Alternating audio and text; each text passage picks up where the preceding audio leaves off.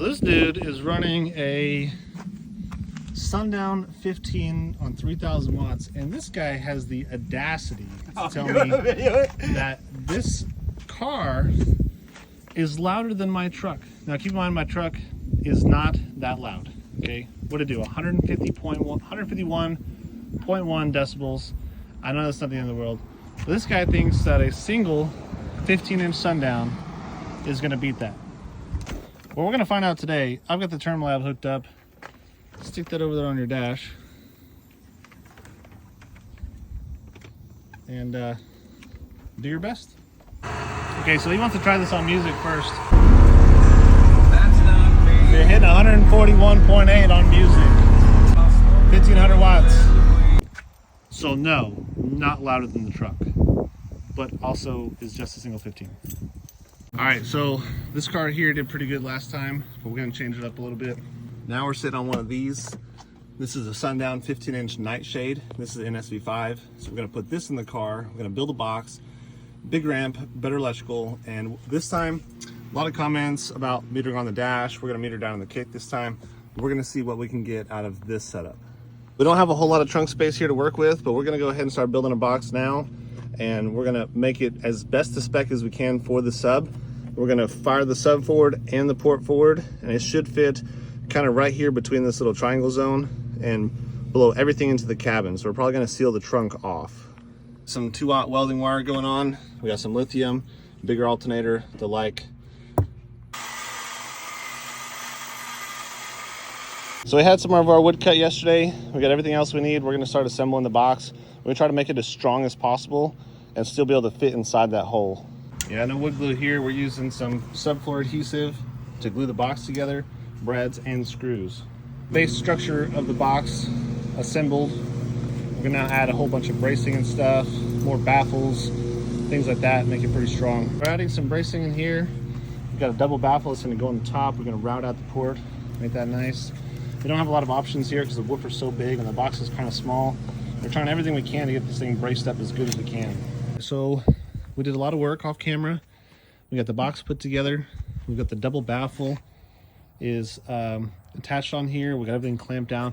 We're gonna let this sit real tight for a while, and then we're gonna cut the holes out and cut the port out, and then we'll start looking at putting the box in the car. All right, so we've got the woofer box pretty well built. It's got a bunch of reinforcement, but if it needs some more, we'll add some dowels or something, but it seems pretty stout. You see it's got a really large port. That single 15 should be able to do some pretty good work with this big port. It's like 4.5, 5 cubes, and it's pretty big. So we're gonna try this, port forward, sub forward, through the trunk, everything behind the trunk, we're gonna seal it up, and we've got a big ramp, we've got an NSV5 and 6K, and we'll see if that does any better. We also have lithium and a high output alternator now, so it should be a pretty substantial improvement over the last setup. Well, she fits in the hole. Oh. Not too bad. Nice and centered. Cool. So I just went around and put in all these inserts here so the subwoofer can actually bolt into the hole instead of screws. Man, it's almost like we know what we're doing. All right, so this guy's gonna come inside of the cabin just like so. There's like just enough room to put the woofer in here. It's not gonna hit this or anything. And that little port is right over there. That's gonna breathe just perfectly both of these into this cabin space. With the back seat down, we shouldn't have any problems, but there should be just enough space to put this back seat back up if we wanted to do that. If not, we even talked about maybe putting a beauty panel across here and walling it off completely. Otherwise, all we have to do right now is account for this little gap on the sides and it'll be completely sealed off. All right, so now we're ready to put the woofer in the box. We're gonna run each coil separately so we can change the impedance at the amplifier. So now we're just gonna go around and drop our bolts in here, tighten this guy up, and then we're gonna put it in the car. So it got dark, but we went ahead and got the amplifier mounted. This is a SCV 6000. That's the amplifier that's going to be running this subwoofer. All right, so we finally got this thing out in the daylight. We're gonna set the gain on this. We're gonna check the wiring, and then we got the Term Lab. We're gonna do some testing. But the first thing we got to do is make sure that the amplifier is set properly, so we're going to start there. So we got the power meter hooked up back here.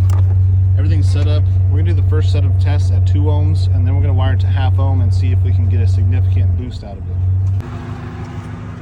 What we're going to do different here is we have one sensor on the dash and another sensor in the kick. So we're going to read both sensors and see what the difference is. And it wasn't very clear last time, but the trunk is going to be closed, and all the doors are going to be closed, and the windows are going to be up. It's going to be totally sealed up when we do these runs. So on the front of here, sensor A is in the kick, and sensor B is on the dash. So we have sensor A is on the kick, sensor B is in the dash. So as you can see on music real time, the kick is about 1 to 2 dB higher than on the dash. We're currently looking at just a couple hundred watts. This is a rough test. All right, so the window's rolled up, everything's closed, so there's no confusion. We're gonna do a 3-second burst of something he thinks is gonna be really loud. So we'll start with that. So we just got a 145.1 on both sensors at 2159 watts. This is also at 35 hertz test tone. So we just did one more run and we got a 145.9 at 3500 watts. So that's not too bad. Okay, so we're gonna try 35 hertz and go. All right. So you see we got a little bit of clip in there. We're at a 145.8 at 2800 watts. That's not too bad. Okay, so now we're gonna try on music. So we just did a 145.8 on music at 2700 watts with a maximum of 33 hertz. So that's pretty good. We're gonna see if we can get just a little bit more out of it. So we're playing on music here. We went up just a little bit to 37 hertz. We got a little drop in dB, but we got a big increase in power. So running 4,500 watts at a little bit higher frequency. So it looks like we need to try to go just a little bit lower around that 35 hertz range. There you go. 145.9 at 2,600 watts. 146 at 2,600 and change at 35 hertz. That's really good. That's the loudest score that we have so far is a 145.6 at 2,600 watts at 35 hertz. With some testing, 35 hertz is the loudest that this vehicle responds at, so that's a pretty good number. So at the end of the day, we got a 146 out of this guy on the dash and the kick. They're both right about the same. So we're gonna do a couple more improvements to the car to see if we can squeak a little bit more out of it.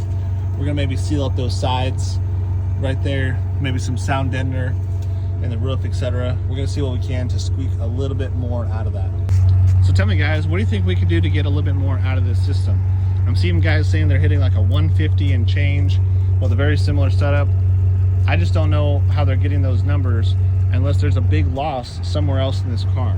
So if you guys got some ideas, let us know. We'll try them so we can try to get just a little bit more out of this setup.